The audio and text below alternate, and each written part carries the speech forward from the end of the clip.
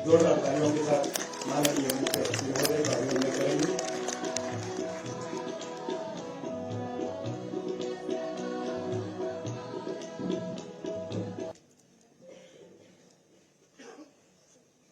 भारत माता की जय। भारत माता की जय।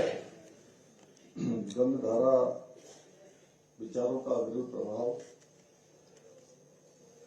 देवभूमि विकास मंच और दून विश्वविद्यालय के संयुक्त तत्वाधान में आयोजित इस 2 दिवसीय बहुत ही विचारों का प्रबल प्रभाव अलग अलग सत्रों में, जिसका आज का ये उद्घाटन सत्र हम सबके बीच में आज जिनका यहाँ उद्बोधन होना है, और जो केवल भारत में ही नहीं बल्कि पूरी दुनिया में, जैसा प्रोफेसर सुरेखा जी अभी कह रही थी, विचारों का प्रभाव उनकी वाणी से निकलता है। ऐसे पूज्य अवधेशानंद जी महाराज और इस पूरे कार्यक्रम का जिन्होंने संयोजन किया है, और लगातार इस प्रकार के अनेक कार्यक्रमों को आज से नहीं, मैं चूंकि आपसे मेरा भी लगभग 30 वर्षों से अधिक समय से निकटता का परिचय है, निकटता से हम सब साथ में आपके मार्गदर्शन में काम किया है, तो इस प्रकार के कार्यक्रमों को आयोजित एक श्रृंखला के माध्यम से करने वाले हमारे राज्य के पूर्व मुख्यमंत्री हरिद्वार से माननीय सांसद आदरणीय त्रिवेंद्र सिंह रावत जी, और इस विधानसभा क्षेत्र में, और ये विश्वविद्यालय हमारा आता है धर्मपुर विधानसभा के बहुत ही लोकप्रिय विधायक आदरणीय विनोद चमोली जी, और जिन्होंने हम सबका यहाँ पर स्वागत किया, और लगातार अब पिछले कुछ वर्षों से मैं देख रहा हूँ कि दून विश्वविद्यालय अनेक कार्यक्रमों की श्रृंखला को आयोजित करने का एक बहुत बड़ा केंद्र के रूप में अब ये विकसित हो रहा है, विकसित हो चुका है। यहाँ की हमारी कुलपति प्रोफेसर सुरेखा गंगवाल जी एवं यहाँ पर आए हुए हमारे सभी महानुभाव, सभी अतिथिगण, सभी विश्वविद्यालय से आए हुए सभी हमारे प्रोफेसर, वैज्ञानिक, चिंतक, विचारक, और बड़ी संख्या में उपस्थित हमारे सभी छात्र छात्राएं, अभिटॉन्स विद्यालय के छात्राओं ने बहुत ही शानदार यहाँ पर हम सबके समक्ष गीत प्रस्तुत किया। मैं इस अवसर पर आप सभी का हृदय से आप सबका स्वागत करता हूँ, आप सबका अभिनंदन करता हूँ। और इस बहुत ही विशिष्ट कार्यक्रम में आप सबके बीच में आकर मुझे अत्यंत हर्ष हो रहा है। और सच में तो ये था कि मैं अभी भाई साहब त्रिवेंद्र जी कह रहे थे क्या करें, अभी कार्यक्रम का टाइम हो रहा है, और मेरा मन था कि मैं उनको भी सुनूं और पूज्य स्वामी जी के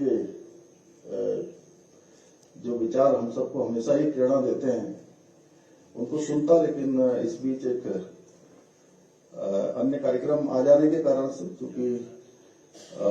वो कार्यक्रम अभी बीच में ही निर्धारित हुआ एक दिन पहले ही, तो उस कार्यक्रम में भी मुझे भाग लेना है, इसलिए बहुत ज्यादा मैं नहीं बोलूंगा। लेकिन फिर भी मेरा मानना है कि जो इस प्रकार के आयोजन है, इस प्रकार के कार्यक्रम है, ये हम सभी को प्रेरणा देते हैं, हमारी संस्कृति और जो हमारी परंपराएं हैं उनको पोषित करते हैं,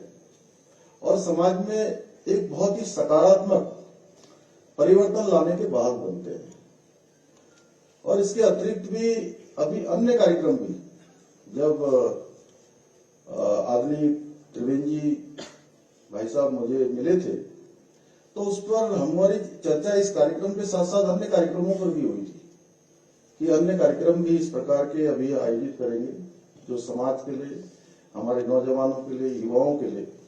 कहीं न कहीं एक मार्ग प्रशस्त करेंगे, उनको एक प्रेरणा देने का काम करेंगे, आगे बढ़ने का अवसर प्रदान करेंगे। मैं गंधधारा विचारों का अविरल प्रभाव जैसी ये विशिष्ट विचारों की श्रृंखला व्याख्यानमाला का आयोजन करने के लिए देवभूमि विकास संस्थान और दून विश्वविद्यालय को बहुत अपनी तरफ से बधाई देता हूँ, बहुत शुभकामनाएं देता हूँ। भाई बहनों, जिस प्रकार गंगा का प्रभाव अविरल है, उसी प्रकार हमारे विचारों का प्रभाव भी हमेशा गतिमान रहता है। क्योंकि ये विषय हमारे पूज्य स्वामी जी का है और वो यहाँ पर रखेंगे,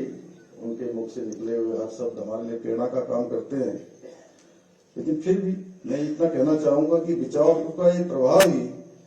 हमें जीवन के हर क्षेत्र में आगे बढ़ने के लिए प्रेरित करता है और विचारों का आदान प्रदान हमेशा हमारी परंपरा का एक हिस्सा रहा है और हमारे प्राचीन गुरुकुलों में भी संवाद और चर्चा को शिक्षा का आधार माना गया था। इसीलिए वेदों में भी कहा गया है कि हमारे पास चारों ओर से ऐसे कल्याणकारी विचार आते रहे जो किसी से न तो दबे, उन्हें कहीं से बाधित न किया जा सके और जो अज्ञात विषयों को प्रकट करने वाले हों। मुझे बताया गया है कि इस व्याख्यान श्रृंखला में इसका शुभारंभ भारतीय संस्कृति का चिरंतन प्रभाव जैसे महत्वपूर्ण और गहन विषयों से हो रहा है, जिसमें हमें पूज्य स्वामी जी का मार्गदर्शन प्राप्त होगा। साथ ही इस 2 दिवसीय व्याख्यान श्रृंखला के दौरान अनेक अभी मैं पूरा कार्यक्रमों की सारणी देख रहा था, तो अनेक विद्वान, अनेक हमारे विभिन्न विषयों के जो विशेषज्ञ हैं, जिन्होंने विशेषताएं अपने अपने क्षेत्र में प्राप्त की है, उन सभी ने अनेक महत्वपूर्ण विषयों के साथ पलायन, शिक्षा, संस्कृति, पर्यावरण और साथ ही साथ में जो एक हमारे लिए अभी बड़ी चुनौती है, हिमालय क्षेत्रों की धारण क्षमता, ऐसे महत्वपूर्ण विचारों पर विचार विमर्श किया जाएगा। और मैं सच बताऊं तो मैं भी समय पर हमेशा कोशिश करता हूं कि जो भी कार्यक्रम हो या जहां भी मुझे उपस्थित होना है, मैं समय पर पहुंचूं। आज मैं भाई साहब से, मैंने त्रिवेंद्र जी से पूछा कि मैं थोड़ा लेट हो गया और मैंने कहा 7 मिनट लेट हो गए। तो उसका कारण क्या था कि इसी दौरान अभी पिथौरागढ़ के तवा घाट के पास एक जगह पर भूस्खलन हो गया बड़ा, और वो टेलीविजन पर समाचार चलने लगा। तो आप लोगों में से भी शायद कम लोगों को भी पता चला होगा, अभी आया समाचार। तो वही जानकारी करने में थोड़ा गाड़ी बीच में रोक के मुझे बात करनी थी। मुझे ऐसा लगा कि मैं आप सबके बीच में आऊंगा और यहाँ पर गाड़ी में रुक के बात करूंगा तो थोड़ा अच्छा सा नहीं होगा, तो थोड़ा सा मैं उसके लिए विलंब से भी पहुंचा। तो ये जो हिमालय क्षेत्रों में, ये हमारे लिए प्रत्येक साल कहिए, प्रत्येक महीना कहिए, हर बार किसी न किसी रूप में हमको जो है इस प्रकार की जो आपदाएं हैं, जो असमय आ जाती हैं, उनका सामना करना पड़ता है। तो निश्चित रूप से ये जो हमारा यहाँ पर व्याख्यान चलेगा, अनेक विशेषज्ञ बात करेंगे, ये सभी विषय हमारे राज्य के लिए ही नहीं बल्कि पूरे हिमालय क्षेत्र के लिए बहुत ही अत्यंत महत्वपूर्ण होंगे, उन सबके कल्याण के लिए, विकास के लिए और आपदा की जो स्थितियां हैं उनको न्यून करने में, जो हमारे आत्मनिर्भर भारत के संकल्प को साकार करने के साथ साथ सामाजिक, आर्थिक और पर्यावरण में संतुलन बनाए रखने के लिए बहुत सहायक सिद्ध होंगे। भाइयों बहनों, आज हम सभी जानते हैं आदरणीय प्रधानमंत्री श्री नरेंद्र मोदी जी के नेतृत्व में आज वो पूरी भारतीय संस्कृति के संवाहक के रूप में, जहां एक और हमारी समृद्ध सांस्कृतिक परंपराओं के संरक्षण और संवर्धन की दिशा में काम कर रहे हैं, वहीं दूसरी ओर अनेक ऐसे कार्यक्रम जिन्होंने आज देश के अंदर क्रांतिकारी रूप से हमको आगे बढ़ाया है, चाहे लोकल फॉर वोकल हो, मेक इन इंडिया हो, मेड इन इंडिया हो, स्टार्टअप इंडिया, जैसे अनेक पहलों के माध्यम से जो आत्मनिर्भर भारत का स्वप्न है उसको साकार करने के लिए भी ठोस कदम उठा रहे हैं। आदरणीय प्रधानमंत्री जी के मार्गदर्शन में हमारी सरकार भी राज्य में सांस्कृतिक परंपराओं को बढ़ावा देने के साथ साथ राज्य के समग्र विकास के लिए प्रतिबद्धता के साथ निरंतर कार्य कर रही है। मेरा यह भी मानना है कि भारतीय चिंतन परंपरा से प्रेरित शिक्षा न केवल छात्रों को ज्ञान देती है बल्कि उनमें संस्कार और जो राष्ट्रीयता की भावना है उसको भी प्रबल करती है। इसी उद्देश्य को ध्यान में रखते हुए हमने इसी दून विश्वविद्यालय में सेंटर फॉर हिंदू स्टडीज की स्थापना हम करने जा रहे हैं, जिसका हमने मंत्रिमंडल से ये निर्णय हमने किया था और उसके बाद समस्त औपचारिकताएं पूरी हो गई। कुछ थोड़ा विलंब हो गया, लेकिन अब इस सत्र से इसको हम प्रारंभ करेंगे यहाँ पर, जो एक हमारे लिए भी और देवभूमि के लिए एक बड़ा काम होगा, जहाँ हिंदू सभ्यता, दर्शन, इतिहास और सिद्धांतों पर गहन रूप से अध्ययन भी होगा और शोध कार्य भी होंगे। हमारी सरकार राज्य में इकोनॉमी और इकोलॉजी दोनों का संतुलन बना रहे, बैलेंस बना रहे, उसके लिए भी निरंतरता से प्रयासरत है। हमारा उत्तराखंड एकमात्र राज्य है, आप सबको जानकारी है, कि जहां जीडीपी के साथ जीईपी यानी ग्रॉस इकोलॉजिकल प्रोडक्ट को भी मापने का प्रयास किया गया है। ये भी हमने राज्य में प्रारंभ किया है, ताकि हम आर्थिक विकास के साथ साथ पर्यावरण संरक्षण भी सुनिश्चित कर सके। इसी का परिणाम है कि आज हमारा राज्य नीति आयोग की जो एसडीजी इंडेक्स है, सस्टेनेबल डेवलपमेंट गोल्स, उस इंडेक्स रिपोर्ट में सतत विकास के लक्ष्यों को प्राप्त करने में पूरे देश में प्रथम स्थान पर पहुंचा है।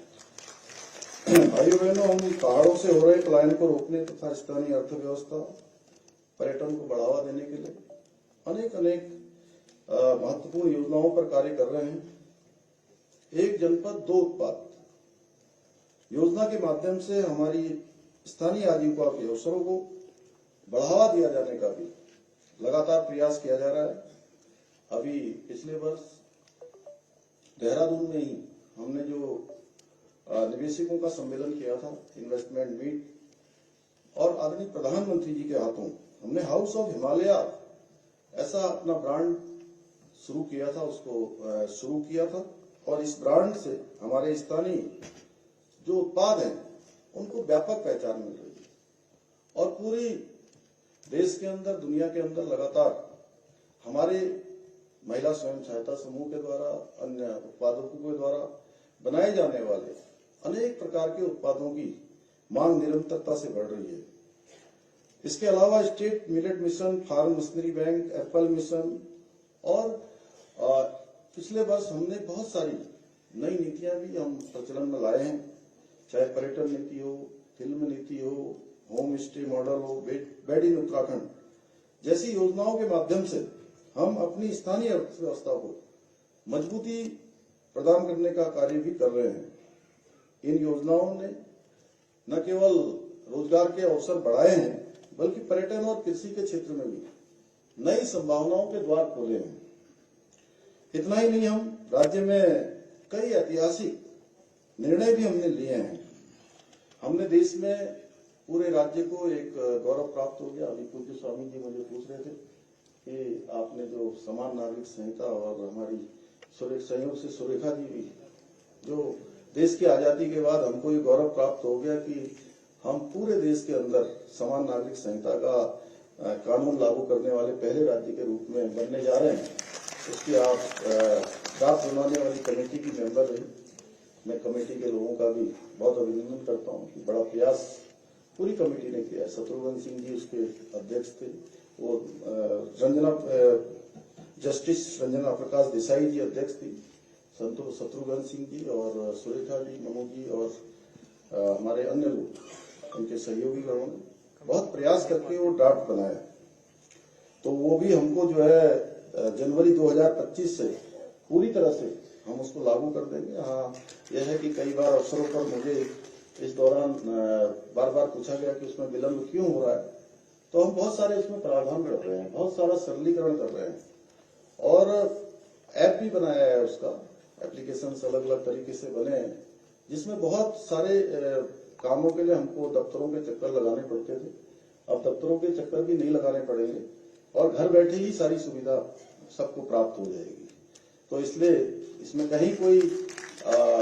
छोटी मोटी भी कमी न रहे, इसलिए थोड़ा सा उसमें समय लग रहा है, क्योंकि उसमें हजारों लोगों को ट्रेनिंग भी दी जाएगी। अभी ट्रेनिंग का भी काम चल रहा है। उसका भी नियोजन हुआ है। इसके साथ ही हमने प्रदेश में देश का सबसे प्रभावी नकल कानून भी लागू किया है, जिसका परिणाम हुआ है कि लगभग पिछले 2.5-3 वर्षों में 19,000 से भी अधिक युवाओं को सरकारी नौकरियां प्राप्त हुई हैं। और इतना ही नहीं, और एक भी प्रकरण ऐसा नहीं आया कि जिसमें कहीं कोई नकल का मामला आया हो, कहीं कोई न्यायालय में मामला गया हो। और मैं सच बताऊं तो इतनी क्रीम बैठी है पूरे राज्य की, मैं देख रहा हूं, कितना लोगों को देख पा रहा हूं कि अपने अपने क्षेत्रों के सभी लोग कुछ न कुछ विशिष्टताएं प्राप्त किए हुए लोग हैं, जिन्होंने ऐसे अनुभव प्राप्त किए हैं। इसलिए मैं कहना चाहता हूं कि मैं ये इस बार जब पीसीएस परीक्षा का परिणाम आया, उस परीक्षा के परिणाम के बाद मैं प्रदेश के लगभग सभी जिलों में गया। हर जिला ऐसा है जहां से 5 से 10 के बीच में हमारे उत्तराखंड के बेटे बेटियां कोई एसडीएम बना है, कोई तहसीलदार बना है। और बहुत सारे स्थानों पर ऐसे माता पिता भी मिले जिन्होंने हमको कहा कि हमारी बेटी इतने सालों से परीक्षा में बैठ रही थी, उसका चयन नहीं हो रहा था। अब 1 नहीं, 2 नहीं, 3-3, 4-4 स्थानों पर भी एक ही परीक्षा देने वाले का चयन हो रहा है। इस प्रकार से जब उनके माता पिता कहते हैं तो सच में एक संतोष की अनुभूति होती है कि एक अच्छा काम हमारे राज्य में हुआ। और हमारे प्रधानमंत्री जी ने भी अभी राज्य स्थापना दिवस पर राज्यवासियों को संबोधित करते हुए इसका उल्लेख किया कि ये जो नकल का कानून है, ये आज पूरे देश में एक उदाहरण के रूप में लिया जा रहा है, एक आदर्श उदाहरण के रूप में लिया जा रहा है कि अन्य राज्य भी इस मॉडल की कहीं न कहीं समीक्षा कर रहे हैं। भाइयों बहनों, हमने देवभूमि उत्तराखंड के सांस्कृतिक मूल्यों और डेमोग्राफी को संरक्षित करने के लिए भी कि हमारे राज्य का, यहाँ देवभूमि का जो मूल स्वरूप है वो किसी कीमत पर खराब न हो, उसके लिए भी हम काम कर रहे हैं। हमारा संकल्प है। इसी संकल्प के साथ हमने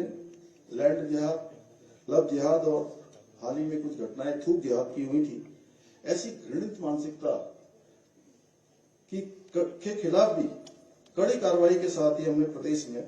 एक सख्त धर्मांतरण का कानून भी लागू किया है। हमारी सरकार ने जो भी कार्रवाई की है, बहुत बार अवसरों पर यह होता है कि ये कहा जाता है कि आपने किसी को टारगेट करके काम कर दिया, तो मैं आप सब विद्वानों के बीच में कहना चाहता हूं कि हमने किसी को टारगेट नहीं किया है, हमने अतिक्रमण हटाया।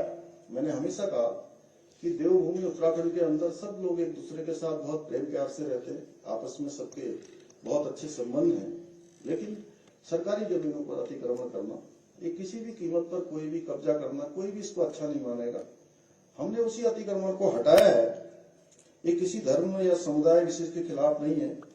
बल्कि प्रदेश की जो सांस्कृतिक एकता है, सामाजिक सद्भाव है, उसी को बनाए रखने के उद्देश्य से उसको आगे बढ़ाया है। इसके साथ ही हम प्रदेश में एक सख्त भू कानून लागू करने की दिशा में भी कार्य कर रहे हैं, जिससे राज्य के मूल स्वरूप के साथ खिलवाड़ करने वालों के खिलाफ भी सख्त कार्रवाई सुनिश्चित की जा सके। भाइयों बहनों, हमारी सरकार पूर्ण प्रतिबद्धता के साथ उत्तराखंड को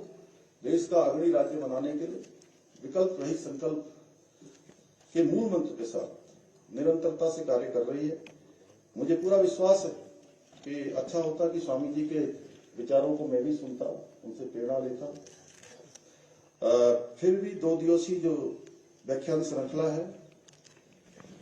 इसमें प्रस्तुत जो विचारों का प्रभाव जहां एक ओर हमारी युवा पीढ़ी को प्रेरित करने का काम करेगा, वहीं समाज को भी एक नई दिशा देने में भी सफल रहेगा। जिस प्रकार गंगा का प्रभाव कभी रुकता नहीं, कभी थमता नहीं, उसी प्रकार विचारों का एक प्रभाव भी अनवरत रूप से चलना चाहिए, क्योंकि यही हमारे समाज और राष्ट्र की जो प्रगति है, उन्नति है, गति है, उसका मार्ग प्रशस्त करेगा। इसी के साथ इस विशिष्ट कार्यक्रम को आयोजित करने के लिए आदरणीय त्रिवेंद्र सिंह रावत जी का और उनके सभी सहयोगियों का और देवभूमि विकास संस्थान और दून विश्वविद्यालय को मैं बहुत साधुवाद देने के साथ ही इस कार्यक्रम की और 2 दिन तक चलने वाले इस विचारों की श्रृंखला का ये बहुत सफलता की कामना करते हुए आप सबका धन्यवाद करते हुए अपनी बात को समाप्त करता हूं। बहुत बहुत धन्यवाद। बहुत बहुत धन्यवाद माननीय मुख्यमंत्री महोदय, आपके संबोधन के लिए, आपके